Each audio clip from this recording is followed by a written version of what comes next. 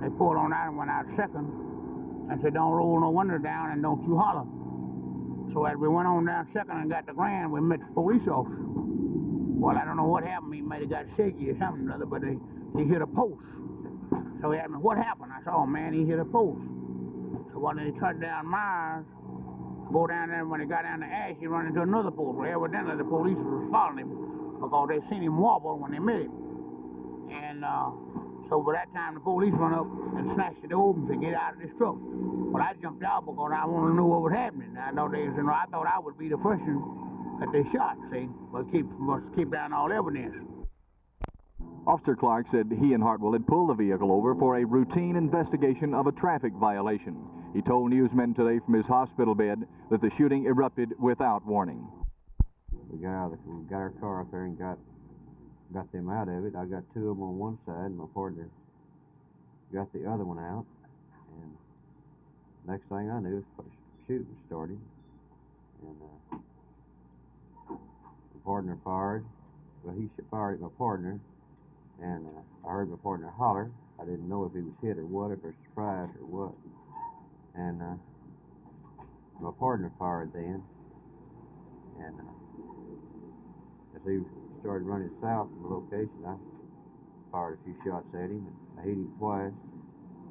He went down, and he crawled up before in front of a car, and I went up there trying to get him out from there. As I was getting up to the location, he shot me in the arm.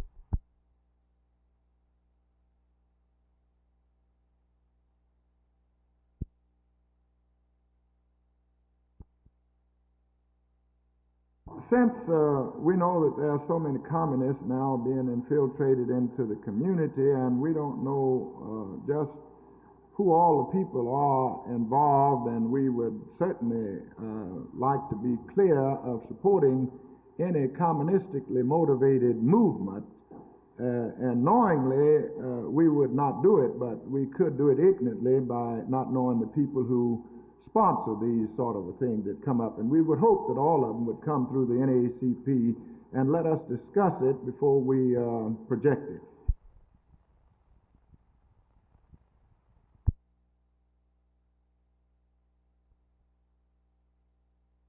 We get tired of wearing pantsuits and everything like that to school, and we just like to wear blue jeans for a change and mostly get rid of the bras. That's the big thing out here.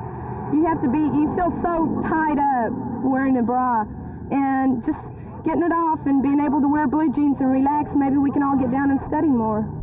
What do you think hair has to do about education? What's your protest? Is it? Well, I feel like that the public schools are there for our education, not to teach us moral rules and that sort of thing. I feel like I'm up at the school for an education and nothing else.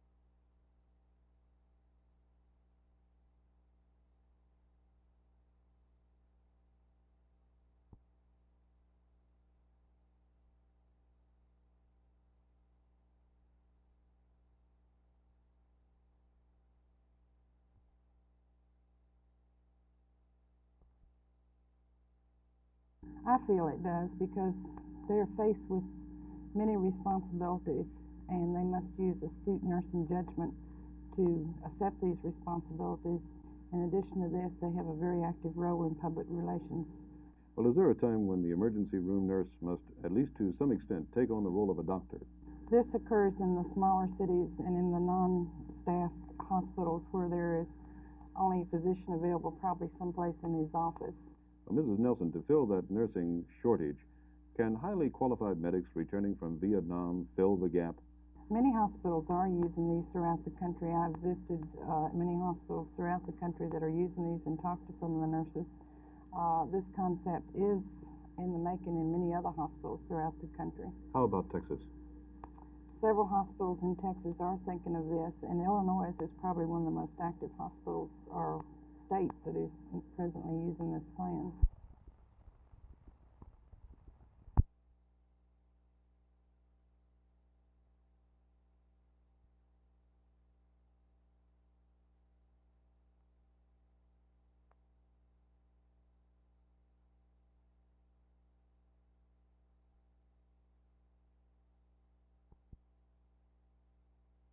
To the extent that economic aid is curtailed, either on a bilateral basis by the United States or by other countries, or to the extent that private flows of aid are curtailed, which are really economically important and which are really of substantial priorities to underdeveloped countries, that obviously would put further strain on their economies and on their balance of payments situation and obviously on their foreign exchange reserves.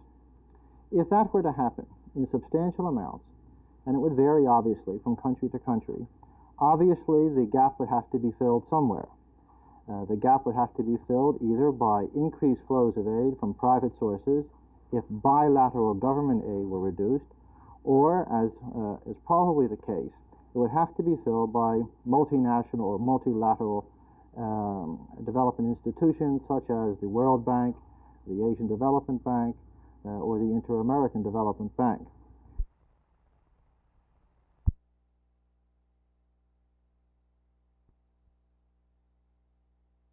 I don't think so. They have claimed, and they continue to say, that they are the sole government of all China, and as long as that was recognized very well, it's not now recognized in the United Nations. I don't think they would come back under a different label. I think we all see what kind of a triangle developing here between the Soviet Union, the Red Chinese, and the United States. And I wonder who is going to pair with whom on what issues? Our position is the key one in this triangle. It's a very important one. And I think we can reap the maximum advantage from our bilateral relations with each of the two. And I think we can play a constructive role to keep the whole thing stable and to encourage a peaceful preservation of the status quo in Asia. Can you see the United States teaming with, say, the Red Chinese on an issue, thus forcing the Soviets to go along, or us with the Soviets to force the Chinese? I think there are some diplomatic issues where we might find that we and the Chinese agree and the Soviets disagree. And the same would be true. We might combine with the Soviets, always looking at our own interest in the issue. Where would you say is the major crack in that triangle, between us and the Soviets, or us and the Red Chinese, or between the Soviet Union and Red China? I think it's pretty clear that the major gap is between the Chinese and the Soviets, and that's why I think it's to our advantage to encourage the whole triangular development of politics. Isn't that kind of ironic, though, that the biggest gap is between the two countries whose ideology is basically communism? It is ironic, but on the other hand, if you don't look at the ideology as the main factor, if you look at national interest, if you look at history, then it's perfectly logical. Of course, the Red Chinese comprise a great percentage of the world's population, and yet, aside from their population, they are not a formidable country. They're not an economic heavyweight, and they are a militarily strong country when it comes to conventional troops, but they have only a very small and growing, I should say, strategic power, nuclear forces, and so forth. I think what we have to do, though, is take into account what they will be, say, 20 or 30 years from now, and act accordingly. When you say what they will be 20 or 30 years from now, is this why they are now in the United Nations, so that we may control what they will be in 20 or 30 years? We certainly can't control it, but I think it's advantageous for us to deal with them realistically and to deal with them as a great power, because they're going to be one sooner or later. In some ways, they already are. What about diplomatic recognition of Red China? Are we ready for that? I think that's still some distance away. We'll know more, of course, after the president makes his visit to Peking, but I wouldn't predict that that's anything in the near term. But heretofore, we as Americans have known very little about Red China and the Red Chinese, and I wonder, as a result of their admission to the UN and now apparently wanting to get more active in world affairs, is this going to open the door for us to, say, visit Red China on a passport basis or even get involved with them culturally? We hope so. All the barriers have been removed from the American side. All American passports are now valid for travel in mainland China.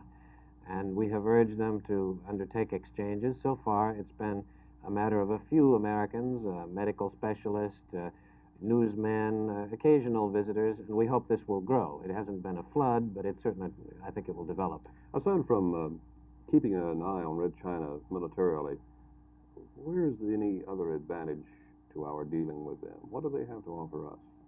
Well, I think they have, first of all, the advantage of political combinations of great powers that will go to preserve the peace. This is the main reason, I believe, that our policy has changed. But they also have something in the purely bilateral field. For example, I could see a fair amount of trade developing. The Chinese have things to export that we want to buy, and they certainly have things they'd like to buy from us. I understand those are things, though, like $600 silk suits. Who's bought a $600 silk suit?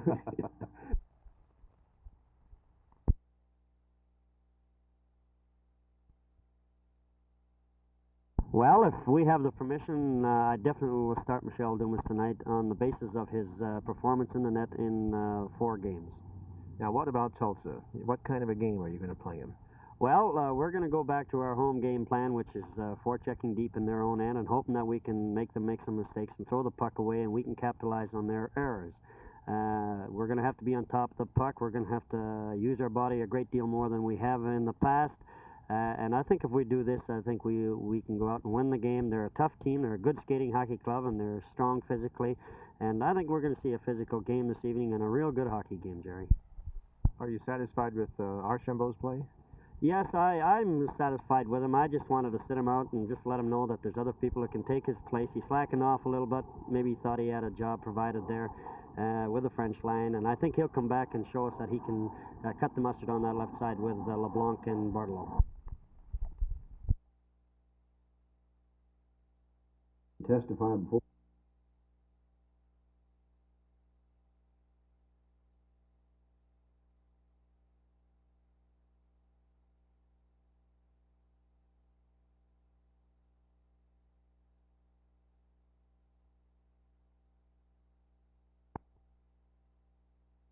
Number 1, we are asking for the full 4 or 5% increment due teachers according to their position on the salary schedule. Number 2, we are asking that all teachers not presently on step be moved to their correct step according to agreement reached between the Dallas Independent School District, the Classroom Teachers of Dallas, and action of the Board of Education on August the 11th, 1971, when the teacher's salary schedule and salary policies were approved.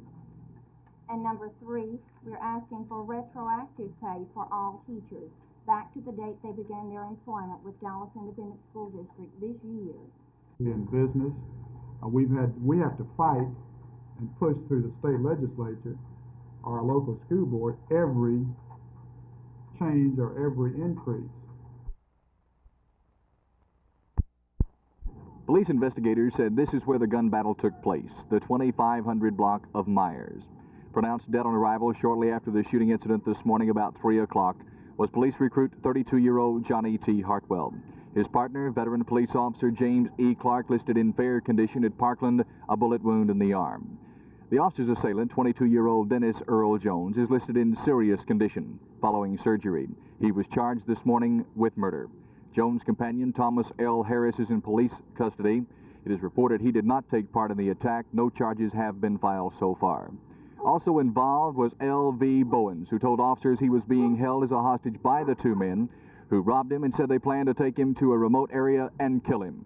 Bowens said he had picked the 2 men up at a service station to give them a ride because they looked cold. The dead officer, Johnny Hartwell, wasn't even a rookie. He was still a recruit. He was riding observation, which began November 1st. Next month, he would have returned to the police academy to complete his training. Police Chief Frank Dyson said today of Hartwell, "Think, if you will, of how much he could have done, how many people he could have helped if his life had not been cut short by a senseless, violent act. Sworn to uphold the law, Johnnie Hartwell was performing his duty. You can ask no more of any man, unquote. Jerry Park, Channel 8 News on the Move in South Dallas.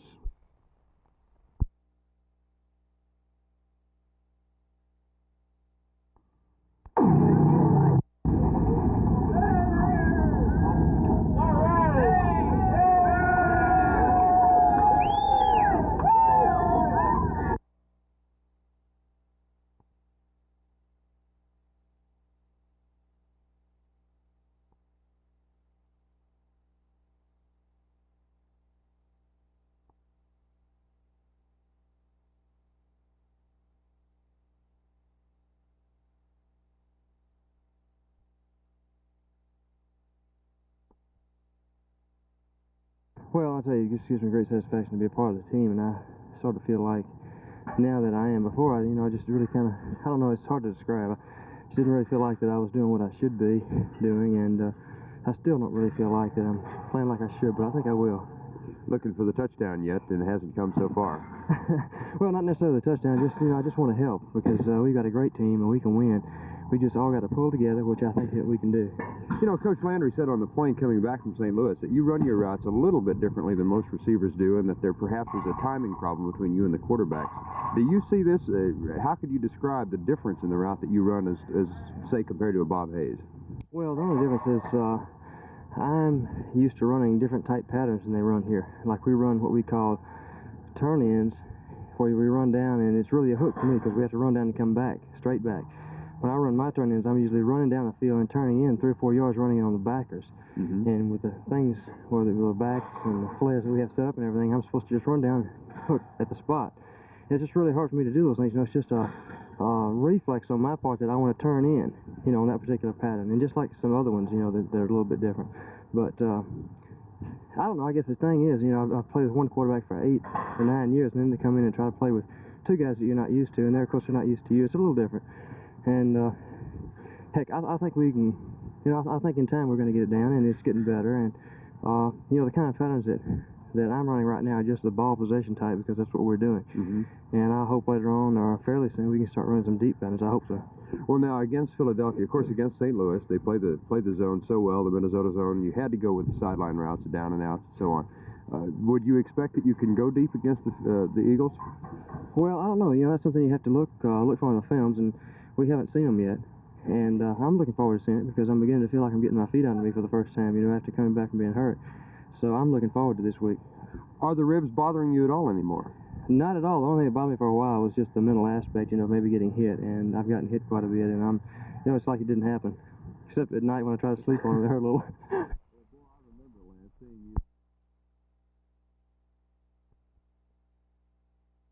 Well, it will have a number of effects. In the first place, if we go fully on the 4-quarter school system, only 1/4 of our school children will be out of school at any given time, but 1/4 will be out at all times, so that families will tend to travel more during the entire year rather than to concentrate in the summertime as they do now. Well, can you then see tourist developments such as Six Flags, Seven Seas, Astro World open all year round? Yes, I would think so, because under the 4-quarter school system, 1/4 of the children are out of school at all times, and therefore the personnel, which is largely school children at places like Six Flags, would be available on a year-round basis, where now it's not available except in the summertime.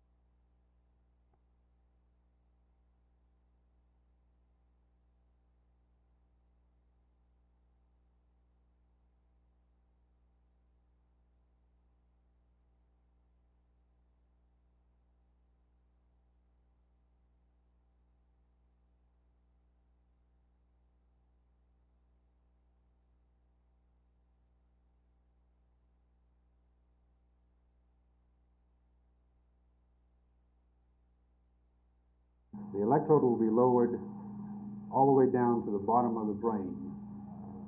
We will stop about a millimeter and a half from the bottom of the brain.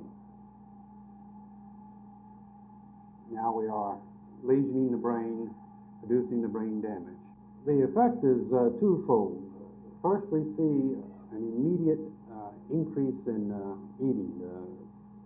The increase is a voracious type of eating. The animal literally attacks its food as soon as it comes out from under the anesthetic.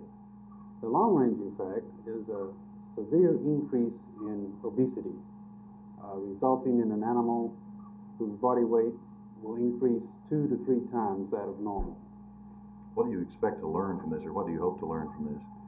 Well, what we are trying to do is to discover how the brain controls the behaviors associated with eating, or what we call hunger, and at the same time, how the brain controls the internal metabolism associated with hunger. Lest I be accused of presenting this report under false pretext, let me just mention here that TCU is currently involved in its annual campaign to raise funds to support its Research Foundation projects. Dr. Lee Sechrist, Vice Chancellor in charge of Advanced Studies and Research, told the kickoff drive yesterday that there are 2 particularly exciting frontiers for research in the 1970s. One of those, of course, is environmental studies. The other is the chemical basis of behavior. For example, what is the relationship between that tiny spot in rat number 10's brain and the compulsive hunger which will cost her half her lifespan? The chairman of the fundraising drive is Harry K. Wurst. I'm Jerry Taff, Channel 8 News on the Move at TCU.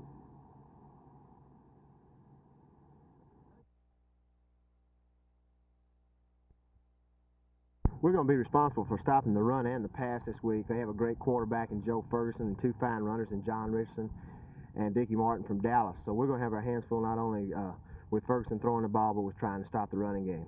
Have you seen the Rice and the A&M game films? Yes, sir, we have, and both A&M and Rice had some success at stopping their running game, and then forced Arkansas to throw the ball because they were behind and they had to try to get back in the game. Hopefully our offense can score enough points and we can play good enough defense that we can force them to try to throw the long ball and get back into the game. Of course, this will tell, as the game goes on. How do you feel about the secondary behind you there against the pass? Well, I think we've got a real fine secondary. We've caught ourselves several times this year supporting for the run and what have you, and people have been able to sneak, by us to catch the ball. But we know this week that the pass is their number 1 weapon, and because it is their number 1 weapon, we'll have to expect it first.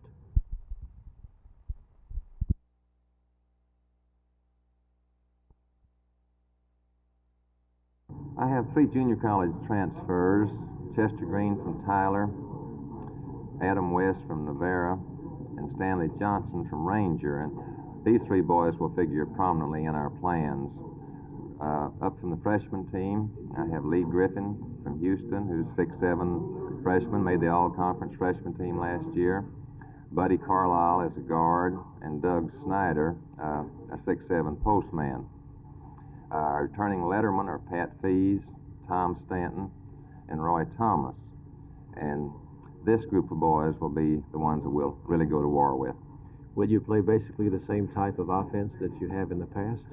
I think we will. Last year we pressed a lot, we ran a lot, we set quite a few scoring records. I don't know how close we can come to our scoring of last year, but we would like to try to play the same way.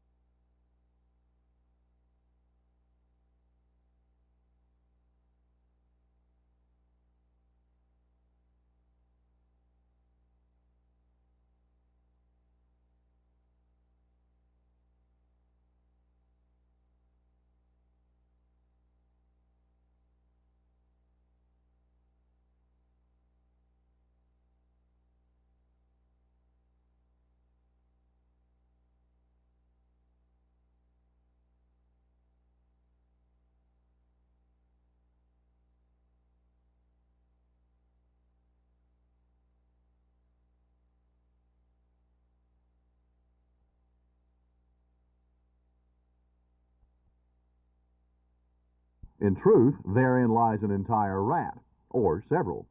These cuddly creatures are white rats playing the role of guinea pig in the physiology laboratories of Dr. Ray Rimley of TCU.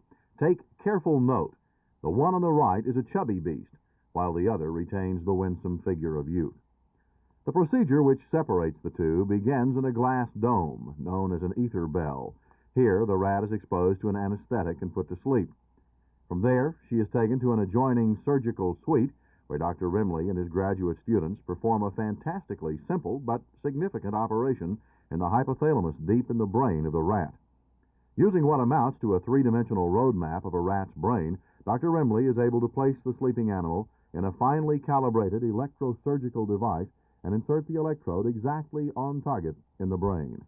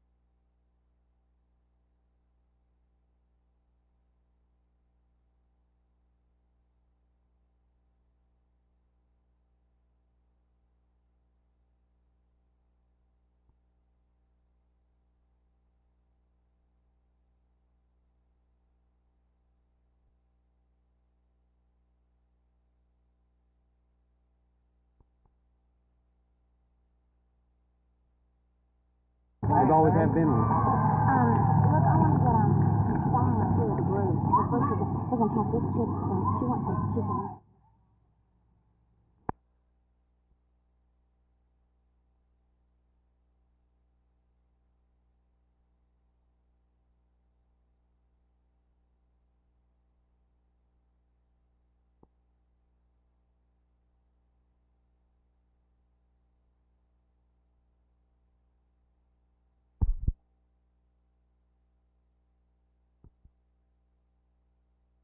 Nervous laughs and knowing smiles were the order of the day in the court of Judge Ellis until his stern, booming voice reminded attorneys and spectators alike that his was a courtroom and court was in session.